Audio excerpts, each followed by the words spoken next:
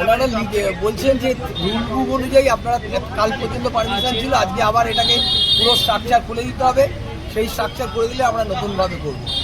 তো আমরা বললাম যে গতকাল পর্যন্ত প্রোগ্রাম হয়েছে, আজকে আমাদের সমস্ত কিছু সরিয়ে দিয়েছি, চেয়ার টেবিল ফ্যান লাইট কাপড় সব সরিয়ে দিয়েছি, শুধু এইটুখানি আছে।